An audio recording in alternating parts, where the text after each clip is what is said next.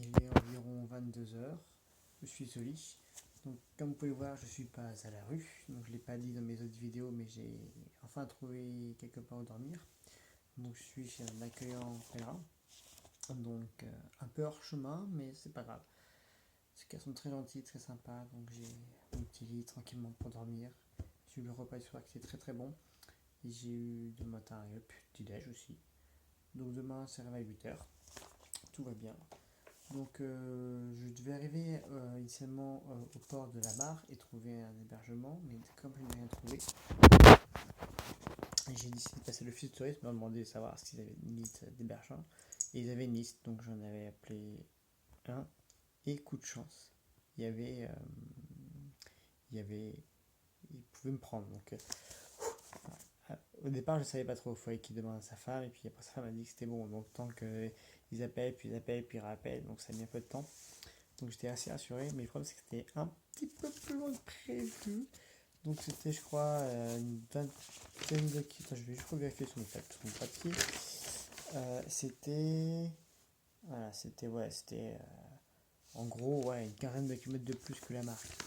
Euh, bon, la marque, le port de la marque où je vais arriver et faire mon étape finale. Donc en fait, ce qui s'est passé, c'est que quand j'ai voulu appeler la personne qui était sur la marque, j'avais appelé un jour à l'avance et j'ai pas composé mon numéro. Fait une erreur de numéro. Et je me suis rendu compte que sur le bateau, que c'était pas le bon numéro. Enfin, juste avant de prendre le bateau, que c'était pas le bon numéro. Donc bon, voilà. Et après, il y en a plein d'autres qui sont pas disponibles, comme je disais, parce qu'il y a un événement actuellement, enfin, ce week-end, donc c'est un peu la misère. En ce qui concerne les chemins, quand je suis arrivé après le bateau, donc quand je suis arrivé au port de la Marque, et que j'ai fait le trajet, j'ai fait un trajet. Donc le fils de me dit: Oh, regardez, il est une qui va jusque là où vous allez, à la où vous allez, de Mako. Donc j'ai vu de Mako. Il passe par Château Margaux, il passe par Ville Margaux, là où je voulais m'arrêter en plan B, mais finalement plan B il n'a pas marché. Donc j'ai continué mon chemin. Enfin, donc on m'a dit: Ah, prenez ce chemin, il est sympa. Donc je l'ai pris ce chemin. Oui, très très sympa, mais pas en VTT avec un gros pactage que j'ai. Notamment, bah, au début, c'est la piste avec des cailloux, après, c'est la terre, après, c'est de l'herbe avec un peu de foin, mais c'était pas le problème. C'est qu'à un moment, on est passé dans un marais, dans un bon marécage. Donc, en plus, au moment, j'ai fait un putain de détour alors que je pouvais aller tout droit, tu vois. Donc, la piste faisait ça, montait, faisait ça, hop, hop. Alors que j'aurais pu faire juste tout droit, quoi. Bref, j'ai pas eu du temps pour rien. Du temps et beaucoup d'énergie parce que je me suis plus ou moins embourbé, donc c'était un peu. C'était fatigant. J'avais déjà plus de 70 km dans les pattes à ce moment-là. Donc après j'ai continué et après il me fait passer dans les champs entre les. Donc je suis passé à Margot, j'ai fait ma petite vidéo à Margot devant le château où je me suis cassé la gueule parce que j'avais pas bien compris que le mec me disait allez-y, allez-y, je crois que c'était allez-y, je pouvais rentrer, faire des voir le château et en fait non, c'était je pouvais juste faire une photo et après voilà. Donc bon, c'était une petite anecdote marrante. J'ai filmé ça, je me suis cassé la gueule, je me suis filmé. La seule fois que je casse la gueule, j'ai filmé, donc c'est cool. Donc voilà, je vous l'ai montré. Ensuite, j'ai le chemin de futur qui me faisait passer entre les vignes. Et entre ces vignes, ben, il y a des endroits, c'était un peu sableux. La roue à chasse un peu salée. Puis au moment, c'était que du sable. Là, je faisais pas de la vitesse. Puis au moment, j'ai dit, bon, allez, attends, on va marcher un petit peu. Et j'ai mis pied à terre. Et impossible de repartir. Impossible. J'ai dû continuer pendant 2 km dans du sable. J'en ai plein les pieds. C'était horrible. Et une fois que j'étais arrivé au bout de mon chemin, j'ai dit, le chemin de tourisme. Fuck. Il y a la départementale, je prends la départementale. J'ai regardé sur Google Maps, mais c'était 1,6 km. Donc bon, ça m'a évité 1,6 km de galère. Et en plus, il y a un kéké qui roule à fond avec sa petite moto sans casque. Dans les champs, ça faisait plein de poussière. Enfin, entre les vignes, dans les chemins de sable. Bah, c'était un peu l'horreur. Et donc, j'ai fini par arriver. Donc, je suis arrivé 18h45. Voilà, j'ai vu prévu 19h, donc c'est plutôt pas mal vu. J'ai relevé son, alors mon compteur de vélo, il a rendu l'âme. Il capte plus le signal en bas. Faut le cogner quand tu le cognes, et ben il marche. Donc il faut que je le démonte, mais j'ai pas trop le temps, l'énergie de le démonter.